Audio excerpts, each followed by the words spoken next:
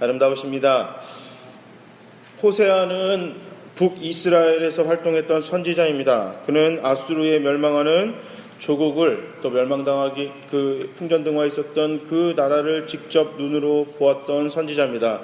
그런 이스라엘을 하나님 앞에 바로 세우기 위해 하나님의 말씀을 온몸으로 전했던 선지자가 바로 호세아입니다. 시대의 아픔을 함께하였고 그 아픔을 전했던 선지자입니다. 그런데 오늘 이스라엘이 어쨌든 멸망했습니다. 그런데 북이스라엘이 멸망한 이유가 무엇일까요? 그것은 간단합니다. 성경에서는 북이스라엘이 멸망한 이유를 우상숭배다 이렇게 나옵니다. 우상숭배.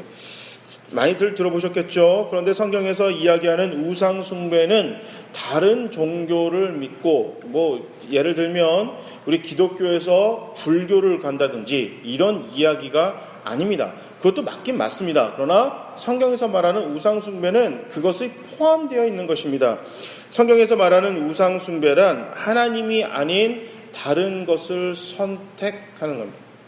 하나님이 아닌 다른 것을 선택하는 것, 이것이 바로 우상숭배입니다. 자, 그렇다면 여기서 하나 짚고 넘어가야 될 것이 있다면 우상으로 섬기는 그들이 하나님이 아닌 다른 것을 섬기던 모든 것들은 원래부터 하나님처럼 그냥 스스로 있는 신 아니면 우리가 정말 진짜 신이 아니라 그들이 만들어낸 겁니다. 인간들이 만들어낸 것들을 섬기기 시작했습니다. 이스라엘은 원래부터 하나님이 아닌 다른 신인데 그 신이 참 신이 아니라 거짓 신인 거 뻔히 알고 있었고요. 왜냐하면 그 신을 자기 자신들이 만들어냈든지 아니면 옆 지방에서 다른 나라에서 만들어낸 다른 신들, 인간들이 만들어낸 신들을 섬기고 쫓아다니기 시작했습니다. 즉 아무것도 없는 것을 섬기고 쫓았다는 얘기입니다. 실제 아무것도 없는데 그것을 믿고 따랐다 이 이야기입니다. 그토록 수많은 하나님의 기적을 목격했던 이스라엘 백성들이 우상 숭배를 했습니다. 이거 한번 생각해 볼 필요가 있습니다. 멸망당할 것을 알면서도 왜 우상 숭배를 했을까요? 분명히 하나님이 이스라엘하고 이야기를 하고 이스라엘과 계약을 맺을 때 시내산 언약 그 이후로 계속해서 하나님이 이야기를 합니다. 나 외에 다른 신을 섬기지 마라. 나 말고 다른 것을 선택하지 마라. 너희가 그렇게 하면 정령코 무조건 결국에는 완전하게 망할 것이다. 계속해서 이야기돼가고 있었고 이스라엘은 누구보다도 이것을 잘 알고 있었습니다. 그럼에도 불구하고 우상 숭배를 했습니다. 이걸 한번 생각해 볼 필요가 있는데 왜 그들이 그럼에도 불구하고 뻔히 아는 사실임에도 불구하고 우상 숭배를 했을까? 과연 그들의 손에 잡히는 것이 없다면 이스라엘이 우상 숭배를 했을까? 쉽게 얘기하면 우상 숭배를 하는 것 때문에 하나님이 아닌 다른 것을 선택함으로 인해서 그들이 얻어지는 유익이 있었기 때문에 그들은 하나님 손을 놓고 세상의 손을 잡았던 것입니다. 우상 숭배가 그만큼 현실적인 유익이 컸다 이 이야기입니다. 떠날 수 없을 만큼 우상 숭배함으로써 얻는 현실적인 유익이 컸습니다. 잘못이 지적되었을 때도 이스라엘 백성들이 돌이키지 못했던 이유 중 가장 큰 이유가 바로 그겁니다. 현실적으로 바로 지금 내가 얻어지는 이익이 있었기 때문에 아무리 선지자가 이야기를 해도 거기서 돌이키지 못했던 것입니다. 곧 멸망당하는데도 죽을 땐 죽더라도 당장의 유혹과 눈앞의 달콤함을 버릴 수 없었기 때문입니다. 우상숭배가 주는 유혹이 그만큼 강했기 때문입니다. 보암직도 하고 먹음직도 하고 지혜롭게 할 만큼 탐스러웠고요. 세상에 성공이라는 그 강렬한 쾌락이 지금 이 땅에서 내가 얻어질 수 있는 그 유익이 있었기 때문에 하나님을 버릴 만큼 그 유혹이 강렬했기 때문에 이스라엘은 계속해서 하나님이 아닌 세상을 선택했던 것입니다. 여기에 호세아 선지자의 어려움이 있습니다. 그가 하나님을 이야기해야 하는 사람들은 전혀 하나님을 모르는 사람이 아닙니다. 차라리 이러면 그것이 좀 이해가 됩니다. 예수를 안 믿어요. 예수를 안 믿는 사람에게 여러분 하나님을 섬기고 하나님을 믿어야 됩니다. 근데 그 사람들이 잘 받아들이질 않네요. 자, 교회를 한 번도 안 다니고 평생 예수를 믿어보지 않았던 사람들에게 십자가 구원을 얘기하고 복음을 얘기하고 은혜를 얘기합니다. 그런데 그 사람들이 그걸 받아들이지 않아요. 이거는 그래도 어느 정도 얼핏 이해가 돼요. 이게 예수에 대해서 믿지 않는 사람들에게 은혜를 얘기하고 사랑을 얘기하고 십자가 얘기하고 희생을 얘기하고 죽음을 얘기하고 부활을 얘기한다고 그들이 그렇구나, 그럼 나도 오늘부터 교회 다녀야지 이렇게 되는가요? 아니, 잘 그렇지 않습니다. 예수를 안 믿는 사람들에게 예수의 사랑을 전해서 그들이 잘 받아들이지 못하는 것에 대한 부담감과 그것 때문에 돌아오는 상처가 아무리 크다 하더라도 그것을 건디기는 그렇게 어렵지는 않지만, 문제는 오늘 호세아가 전하는 이 이스라엘 사람들은 그렇게 하나님을 전혀 모르는 백성들이 아닙니다. 하나님을 믿는 백성들입니다. 하나님을 잘 알고 있는 사람들입니다. 그럼에도 불구하고 현실적인 필요를 채우기 위해 하나님을 너무나 자주 모른 채 하는 사람들이라는데 여기 문제가 있습니다. 교회를 너무너무 오랫동안 다녔고요. 심지어 교회에서 직분도 맡고 있습니다. 그런데 하나님이 아닌 세상적인 방법으로 그냥 너무나 평상시를 살아가고 있는 것입니다. 아무리 목사가 강단에서 이야기를 해도, 아무리 주변에서 같이 믿고 있는 신앙의 동역자들이 무엇이 잘못됐는지 이야기를 해도 현실적인 필요와 현실적인 것만 들이대면서 하나님과 전혀 상관없이 살아갑니다. 이게 대표적인 이야기가 있죠. 나도 교회 다녀. 이게 무슨 뜻이죠? 이게 좋은 의미의 나도 교회 다녀가 있지만, 세상에서 너만 교회 다니냐, 나도 교회 다닌다, 이 얘기는 뭐예요? 하나님 말씀대로 살려고 발버둥 치고 그게 얼마나 쉽지 않잖아요. 세상에서 예수 그리스도를 믿는 사람들, 예수의 향기 내뿜는 게 쉽든가요? 아유, 쉽지 않습니다. 진짜 쉽지 않습니다. 그런데 그렇게 살려고 발버둥 치는데 같이 믿는, 예수 믿는 사람들이 방해를 하네요. 나도 교회 다녀. 나도 교회에서 장로야. 나도 집사야. 나도 목사야. 너만 예수 믿냐? 이렇게 유별나게 그래. 유별나게 그래. 이런 이야기로 그런 사람들 힘들게 하죠. 안 믿는 사람들이 교인들을 힘들게 하는 것이 아니라 신자를 힘들게 하는 건 신자다. 신자를 하는 건 신자다.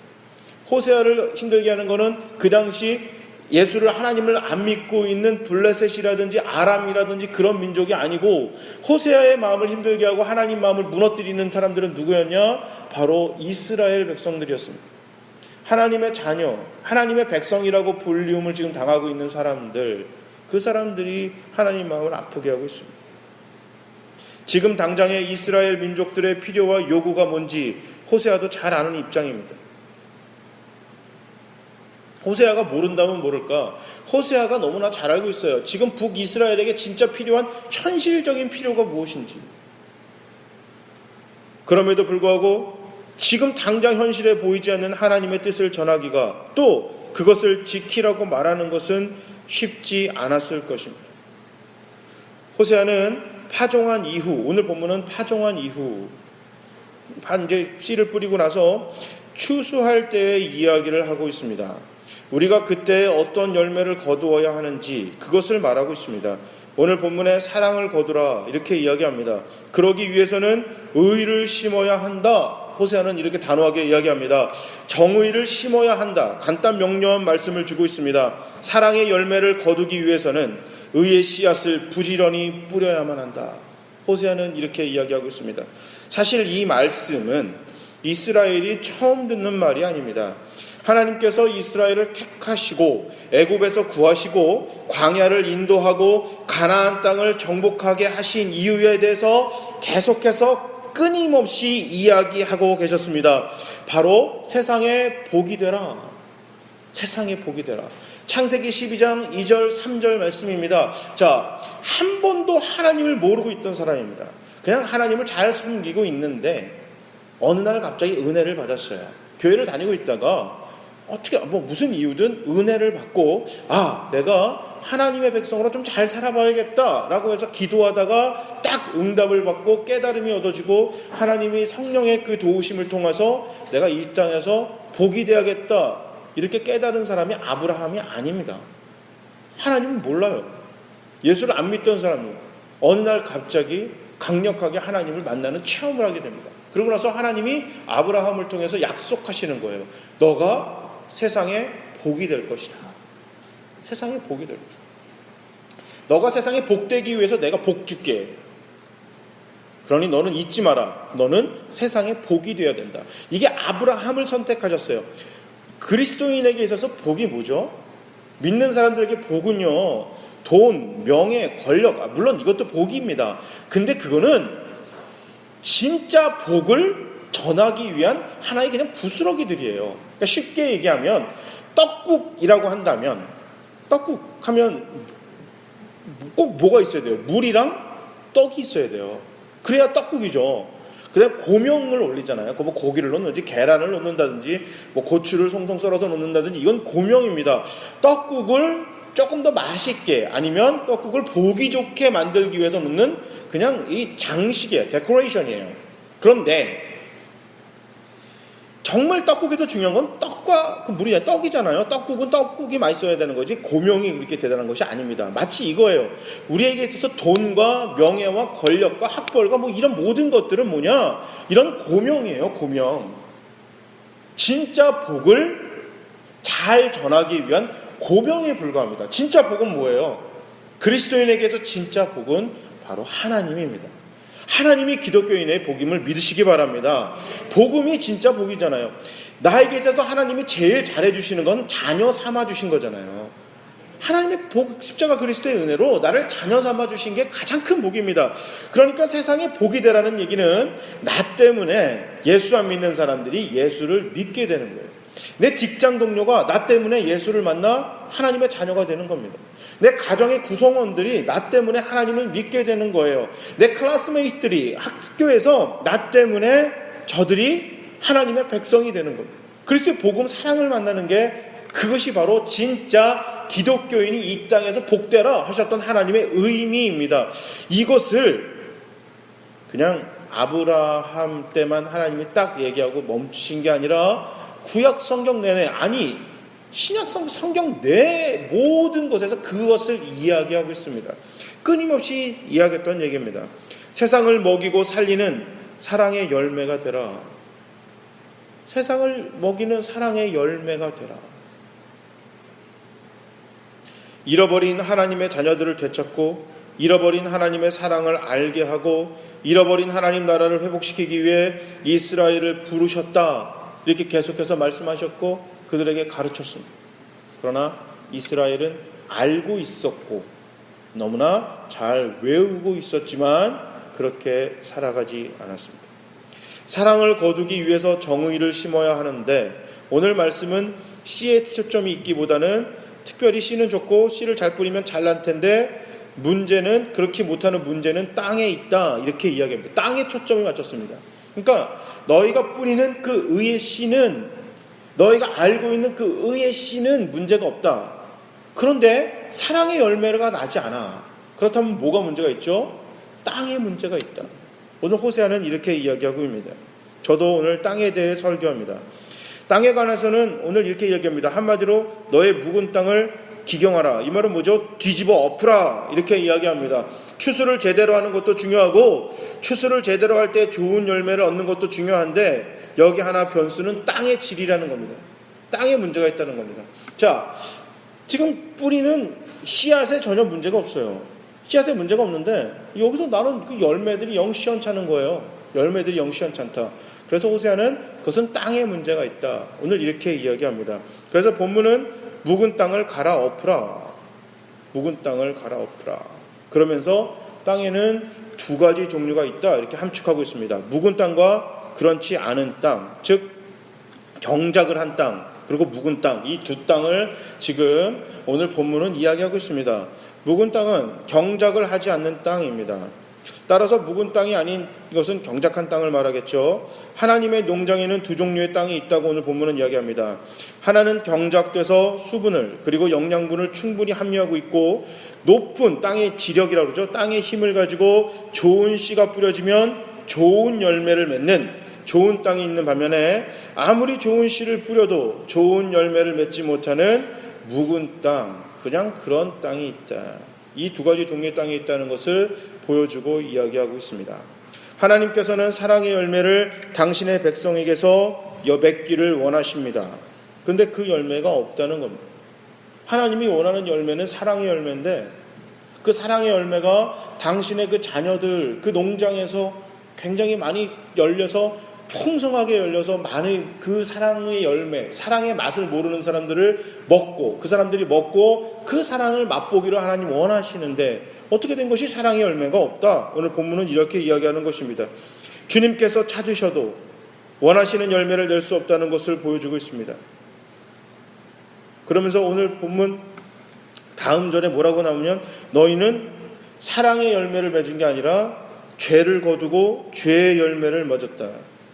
거짓 열매를 먹었다, 냈다. 이렇게 반대의 열매를 냈습니다. 사랑의 열매를 맺으라고 했더니 사랑의 열매는 안 낳고 거짓의 열매, 불의의 열매, 거짓의 열매를 마음껏 맺고 있다. 오늘 본문은 이렇게 이야기합니다. 불의와 거짓, 배반의 열매만 무성한 쓸모없는 불모지 같은 땅이 있다.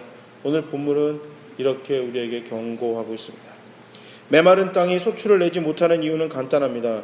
그것은 지금 심기워진 씨, 뿌려진 씨에 대해 정당한 반응을 하지 못하고 있기 때문입니다. 울어도 따라 울지 못하고 기쁜 일에도 함께 기뻐하지 못하는 것처럼 나와는 상관없는 것처럼 씨가 뿌려졌음에도 불구하고 씨를 싹 틔우고 씨를 자라게 하는 일에 관심도 없을 뿐만 아니라 그런 능력도 언젠가부터 상실해버린 땅, 이것이 바로 묵은 땅이라고 오늘 본문은 우리에게 이야기하고 있습니다. 하나님의 말씀에 대한 반응이 이전과 같이 격렬하게 일어나지 못하는 때가 아닌가 한번 스스로를 돌이켜 보셔야 합니다. 아무리 하나님 말씀이 던져줘도 내가 성경을 읽던 여기서 말씀이 떨어지던 아니면 뭐 지나가다 큐티를 하던 내가 찬양을 듣던 아무리 어떤 하나님 말씀이 내 안에 떨어져도 그것에 대한 반응이 없습니다. 그냥 그런 얘기인가 보다. 그냥 그런 얘기.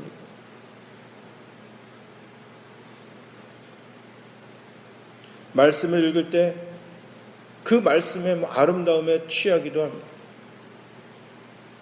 우리 그런 촌철살인이라고 하잖아요. 한마디로 막 탁 정의하는 것들. 막 그렇게 얘기하면 되게 좋아요. 앞에서 설교하는 목사도 막 그냥 이렇게 딱 얘기했는데 그 문장이 너무나 막 멋있고 막 이게 설교, 막 제목이 엄청나고, 막 그냥 던지는 말 한마디 한마디가 정말 귀에 쏙쏙 들어오고, 웃기고, 재밌고, 막 그렇게 좋았어요. 아, 오늘 설교 너무너무 좋았지. 아, 정말 괜찮다. 라고 갔는데, 내 안에 어떠한 심경의 변화도 일어나지 않는 거죠. 아름다움엔 취했지만, 그 아름다움 안에 있는 그 본질에 대해서는 전혀 맛보지 못한 겁니다. 떡국이 나왔어요. 떡국이 나오는데 딱 좋은 쟁반에 나왔습니다. 정갈하게 나왔고요. 향기가 너무 좋습니다. 거기에 있는 많은 그 장식들, 그 고명들이 너무나 이쁘게 나왔고 젓가락, 숟가락 정갈하게 나왔습니다. 아, 좋구나. 너무 굉장하구나. 어머, 멋있네. 하지만 결국 그 떡국을 한 번도 퍼서 입에 넣어본 적이 없는 거죠. 떡국을 먹지 않는 거예요. 보기만 하고 그 아름다움에 취했지. 진짜 그것을 씹어 먹어서 그것이 내 뱃속에 들어가 내 피를 돌고 내가 걸어가는 삶에 진짜 힘이 되고 원동력이 되지는 못했다는 것입니다. 아는데 삶으로 연결되지가 않는 것입니다. 아는 것과 그렇게 사는 것은 전혀 다른 것입니다. 미국에 있을 때 이제 미국 뉴저지에 있을 때 그 교육자들끼리 그 다른 교회 그 교육자들과 이제 농구 시합을 하게 됐어요. 농구 시합을 하는데 뭐 제가 있던 교회 그도 컸고 그 교회도 커서 이제 부교육자들이 많았죠. 그래서 이제 농구 잘하는 목사님들이 전도사님들이 몇 분 있었어요. 저희 교회도 그렇고 그쪽도 그렇고 재밌었어요. 그래서 뭐 있었는데 문제는 어떤 이제 부목사님 한 분이 농구를 전혀 안 해본 거예요. 농구를 전혀 안 해보는데 이분은 운동은 잘하세요. 운동 굉장히 잘하세요. 근데 막 테니스를 하지. 그런데 테니스가 아니라 이제 단체 게임을 하고 싶었으니까 이제 농구를 했네요. 도무지 해도 안 되는 거예요. 규칙도 모르겠고 이게 뭐 던져도 공이 자기 마음대로 안 들어가고. 그런데 어느 날 갔는데 연습하러 이제 가자고 이제 사무실을 이제 문을 두들겼어요. 근데 뭘 잠깐만 백 목사 잠깐만 그러더니만 좀 앉아 이렇게 계신 거예요. 그러더니만은 딱 나오면서 얼굴이 막 이렇게 의기양양하시면서 이제 자기는 농구를 잘할 거래요. 끝났어 그러더라고요. 그래서 아니 궁금한 거예요. 어떻게 이렇게 농구를 잘하실 자신이 생겼어요? 그러니까 유튜브를 봤다는 거예요. 유튜브에서 How to play the basketball. 그러니까 이게 뭐냐면 어떻게 농구를 하는 법. 농구를 하는 법, 심지어 마이클 조단이 어떻게 하면 농구를 잘했는지, 코비 브라이언트가 어떻게 하면 농구를 잘했는지 미국에서 굉장히 유명한 농구인들이거든요. 그냥 뭐 농구를 잘하는 사람들 중에서 제일 잘한다고 보시면 돼요. 그 시대에. 그 두 사람이 하는 농구, 어떻게 하면 농구를 잘하는가, 이걸 유튜브로 계속 보신 거예요. 몇 시간을. 그리고 나서 이제 딱 숙지를 했기 때문에 나는 잘할 수 있다라고 생각하신 거예요. 어떻게 될게요? 여전히 개손이에요. 던지면 엉뚱한 데로 날아가는, 안 되는 거예요. 보고 외웠어요. 서울대 나오셨거든요. 공부 얼마나 잘해요. 그러니까 이 보고 배우는 거는 너무 잘하는데 실제로 하니까 안 되는 거예요. 아는 것과 안 되게, 이게 연결이 되려면 진짜 연습하셔야 돼요. 프랙티스, 진짜 연습해야 돼요. 연습. 요즘 이게 먹는 게 굉장히 중요한가 봐요. 그래서 이 맛에 대해서, 요리하는 것에 대해서 유명한데 굉장히 유명하신 분이 있잖아요. 근데 그분이 어떻게 하면 쉽게 요리하는 거, 이게 나와요. 쉽게 요리하는 거. 너무나 자세하게 설명해줘요. 뭐 된장은 이거 사야지 다른 거 사면 안 된다고. 이건 뭐 몇 스푼 넣으세요. 대충 넣으세요. 근데 이게 그것만 보고 직접 만들어 봤을 때 그렇게 나올 때도 있고 똑같이 만드는데 안 나올 때가 있어요. 왜요? 안 해봤으니까. 아무리 쉽게 설명해줘도 그것을 계속 한두 번, 두세 번 해봐야 그래서 그렇구나 라고 해서 그게 직접 내 식탁에 올라와서 그렇게 해봐야 그게 맛있는 거지. 아무리 맛있는 요리 프로그램이라도 그거 앉아서 텔레비전만 보면서 진짜 맛있겠다 라고 해봐야 아무 소용이 없는 겁니다. 그건 내 상상이지.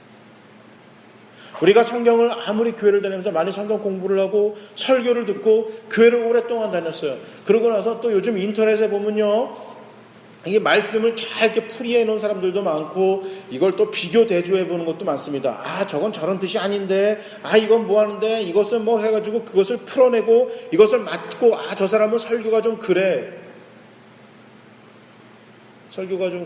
조금 더 이렇게 지적으로 다가갔으면 좋겠는데, 저 사람 설교는 감정적이야. 뭐 아니면 또 저 사람 설교는 무슨 이게 많이들 나누잖아요. 설교 스타일에 대해서 또 많이 나누고 막 그렇게 해가지고 주의 설교야, 강의 설교야, 막 이런 걸 안 잡고 얘기를 합니다. 많이 압니다. 그게 나쁘다는 것이 아닌데, 그게 나쁜 게 아니라 거기서 멈추는 것이 문제는. 심령이 움직이지 않습니다. 근데 그럴 때가 너무나 많기 때문에가 문제입니다. 설교하는 목사도 설교를 준비하는데 급급합니다. 컴퓨터에 앉아서 글을 쓰고 수정하고 다시 한번 리허설을 해보고 이건 그래 라고 해서 또 고치고, 그래서 딱 설교를 만들어내고 좋아합니다. 오늘 설교 괜찮았지. 그냥 읽는 거에 불과하다는, 컴퓨터를 쓰고 주석을 찾고 성경을 읽고 거기서 멈췄기 때문에 문제인 거예요. 그 안에 계신 하나님의 말씀 안에 설교하는 그 설교자도 그 안에 앉아가지고 기도해야 되는 것입니다. 하나님, 이 말씀이 내 말씀이 되게 하시옵소서. 어느 목사님이 이런 얘기를 하셨습니다. 설교자를 위해서 기도하지 않는 것은 하나님의 은혜를 진짜 기대하는 것이 아니고, 하나님의 은혜를 기대하는 것이 아니고 설교자의 스킬과 설교자의 화려한 언변에 감동하기만을 기대하고 있는 것이다. 맞죠? 여러분, 설교하는 목사를 위해서 많이 기도해 주시되 다른 것이 아니라 하나님 은혜 안에, 하나님의 말씀 안에 푹 젖어서 왜곡되지 않은 하나님 말씀을 전하고, 그래서 그 말씀 안에 우리 모두가 하나님의 뜻 안에 사로잡히는 그런 설교 시간이 되고 그런 말씀을 전하는 설교자가 되게 하시옵소서라고 꼭 기도해 주시기 바랍니다. 그렇게 하지 않을 때 이 앞에서 이야기하는 목사의 제스처와 화려한 언변과 그냥 지적인 그것을 통해서 좋았구나라는 그런 감동, 스킬적인 것이 부분에 그냥 여러분 그냥 감동하고 앉아서 보다 가는 것, 하나님의 은혜는 전혀 기대하지 않는 그런 예배자, 그렇게 될 수밖에 없다. 이것이 큰 문제라는 것입니다. 감동은 있지만 변화가 없는 것입니다. 그런 때가 너무나 많기 때문입니다. 심령의 변화가 있지만 또 때로는 그 순간일 뿐입니다. 시간이 지날수록 잃어버립니다. 삶으로 개선되는 삶으로 이루어지지가 않습니다. 이런 때가 발견되기도 합니다. 전에는 눈물로 밤을 샐 때도 많았는데 이제 웬만하면 죄에 대해서 양심의 가책도 제대로 느끼지 못합니다. 그런 경험을 아마 가지고 계실 것입니다. 혹은 양심의 가책은 있지만 그것이 내 인격의 변화와 삶의 변화에는 영향을 미치지 못하는 그런 울림받게 되지 못하는 일이 종종 있습니다. 이것이 바로 묵은 땅입니다. 이것이 묵어있는 땅입니다. 갈아엎지 못한 땅입니다. 아무리 좋은 씨가 들어가도 거기서 어떤 열매 하나 맺지 못하게 만드는 그런 땅입니다. 물론 기경한 땅, 좋은 땅, 여기 있는 대로 뿌리는 대로 그 씨의 가능성이 다 발휘돼서 열매가 맺혀지는 그런 땅을 갖고 있는 그런 성도님들도 계실 겁니다. 그런 사람도 있을 겁니다. 여기에 양심의 가책이 그대로 살아남아서 영혼을 자극하고 새롭게 만드는 그러한 역할을 하게 되고, 영혼의 아픔이 있어서 하나님 앞에 그 심령을 쏟아붓지 않고는 견딜 수 없는 그러한 새로움을 늘 간직하는 그러한 영혼이 되시기를 바랍니다. 믿음이 그 믿음에 내 마음에 떨어져서 하나님의 임재 가운데 그 믿음이 발현되는 그것을 경험하고 체험하는 우리 모두가 되시길 바랍니다. 좋은 땅, 그래서 좋은 씨가 뿌려졌을 때, 말씀이 떨어졌을 때 그대로 열매를 맺는 그러한 땅이 되시기를 바랍니다. 묵은 땅은 하나님을 가깝게 체험하지 못하는 것이 분명합니다. 하나님의 임재가 현재의 체험이 아니라 과거의 추억이 되는 삶, 이것이 묵은 땅의 특성이다. 저는 그렇게 생각이 돼요. 아예 하나님의 은혜를 체험하지 못한 사람들이야 그렇게 얘기하기가 좀 그렇지만 체험했어요. 하나님을 만난 경험도 있습니다. 그런데 그게 과거예요. 간증 얘기하라. 제가 이제 미국에 있을 때 그런 식으로 많이 얘기했어요. 그 간증 얘기할 때 맨날 옛날 얘기만 하는 거예요. 옛날 얘기. 아니 요즘 얘기할 게 얼마나 없으면 그 옛날 얘기하겠어요. 이게 제가 깨달아서 그렇게 된 게 아니라, 이게 어느 날 설교를 듣는데, 제가 제 설교를 이렇게 듣는데, 뉴저지에서도 했던 내 간증의 이야기를 샌프란시스코 가서도 그렇게 간증의 이야기를 설교하면서 하고 있더라고요. 이 말은 내가 그 몇 년 전에 경험하고 체험해서 간증했던 이야기를 아직도 이야기하고 있다는 얘기는 지금 내 삶에서 얼마나 하나님 이야기를 할 게 없다면 그 몇 년 전 이야기를 아직도 울고 먹고 있을까? 하나님하고 나오는 이야기들, 그 간증의 이야기들이 최신 버전으로 계속 업데이트 되시는 저와 여러분이 되시길 바랍니다. 그것이 그렇지 않을 때 언젠가부턴가 나는 묵은 땅이 되어버리고, 묵은 땅은 한때는 좋은 땅이었습니다. 그 땅도 예전에는 꽤 괜찮은 땅이었습니다. 한때는 소출도 많이 있었습니다. 하나님께서 기뻐하는 농장이었습니다. 그런데 어떻게 해서 땅이 굳어지게 되었습니다. 소출을 제대로 내지 못하게 되었습니다. 잡초가 우거집니다. 열매가 없이 버려진 땅이 되어버렸습니다. 그런 상황이 이스라엘의 역사에 있었고 교회사에 있었고, 오늘날 우리도 개인적으로 또 교회적으로 체험할 수 있는 영적 현실이 되어버렸습니다. 어떠세요? 설교는 제가 제일 마음 아픕니다. 나는 어떤 땅일까? 과연 10년 넘게 신학 공부를 하고 유학도 다녀오고 목회도 하고 수없이 많은 설교를 하고, 언젠가부턴가 하나님 말씀이 내 안에 들어와 계속해서 변화시키고 뒤집어지고 그 말씀에 사로잡혀서 하루하루가 기쁘고 다시 한번 무릎 꿇고 그렇게 하루하루가 하나님의 임재 안에서 계속해서 사랑의 열매를 맺고 하나님이 원하시는 기쁨의 소출을 내는 그런 땅이 아니고, 지식과 경험으로 그렇게 딱딱하게 굳어버린 그런 묵은 땅은 아닌지.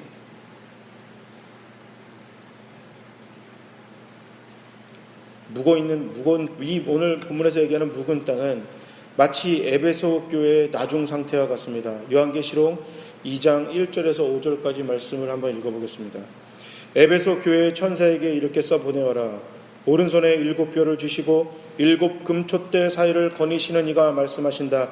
나는 네가 한 일과 네 수고와 인내를 알고 있다. 또 나는 뇌가 악한 자들을 참고 내버려둘 수 없던 것과 사도가 아니면 사도라고 자칭하는 자들을 시험하여 그들이 거짓말쟁이임을 밝혀낸 것도 알고 있다. 너는 참고 내 이름을 위하여 고난을 견디어내고 낙심한 적이 없다. 그러나 너에게 나무랄 것이 있다. 그것은 내가 처음 사랑을 버린 것이다. 그러므로 내가 어디에서 떨어졌는지를 생각해내서 회개하고 처음에 하던 일을 하여라. 내가 그렇게 하지 않고 회개하지 않으면 내가 가서 내 촛대를 그 자리에서 옮기겠다. 많은 활동도 있습니다. 땀 흘리는 수고도 있었습니다. 참아내는 인내도 있습니다. 주의 교회를 위한 부지런함도 있었습니다. 그러나 기억하십시오. 있었던 것이 아니라 현재 에베소 교회는 이런 좋은 특성들이 그대로 여전히 유지되고 있었습니다. 자, 과거에만 그런 게 아니라 현재에도 여전히 그러고 있었습니다. 그러나 그런 좋은 특성들을 가지고 있었지만 첫사랑을 잃어버렸습니다.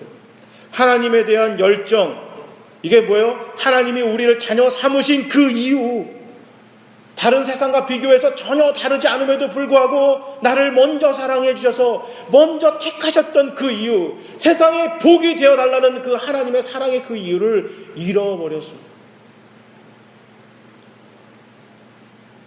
목사 아들로 태어나서 좋은 집안에서 자랐기 때문에 목사가 된 것이 당연한 것이 아니고, 하나님이 나를 목사 아들로 태어나게 하시고 그리고 신학을 시키셨고 목사를 삼으신 이유가 부모 잘 만났고 공부를 열심히 해서가 아니고, 그 가장 중요한 목적은 너를 통해 세상이 복을 받기를 원한다. 이 하나님의 그 사랑의 그 이유, 그 사랑의 씨앗의 이유를 내가 상실하고 목회를 하고 있을 수도 있다라는 이야기입니다.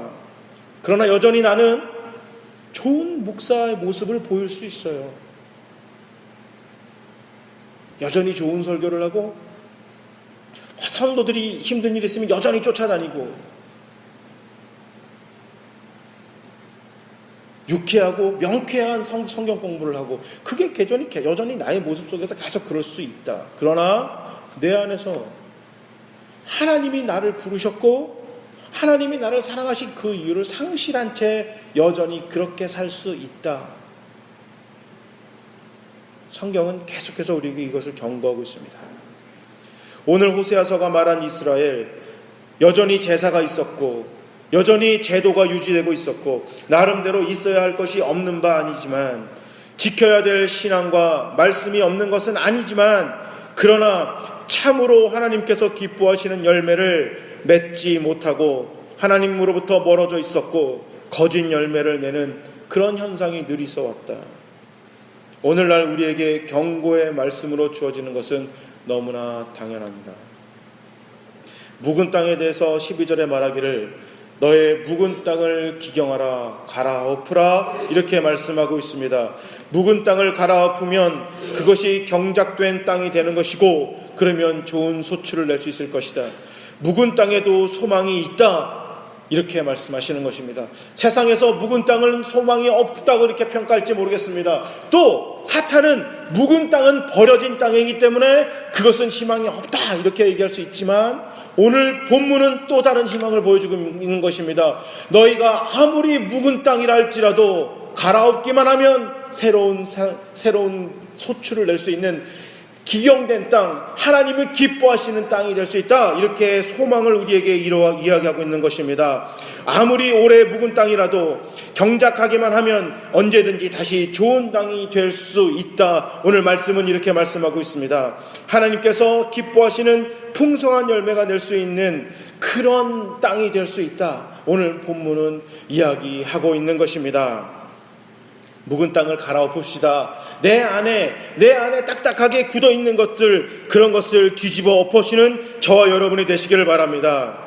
메마른 광야같이 보일지라도, 현재는 내놓을 만한 열매가 없는 나의 삶일지라도 갈아엎기만 한다면 하나님께서 공급해 주시는 그 자원이, 그 뿌려진 씨가, 주님께서 주신 그 사명이 우리에게 좋은 열매, 좋은 나무가 될 수 있다고 오늘 본문은 이야기하고 있는 것입니다.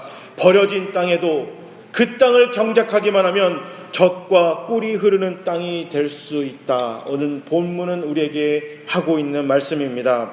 회복을 약속하고 계십니다. 묵은 땅이십니까? 그렇다면 하나님 말씀으로 갈아엎길 바랍니다.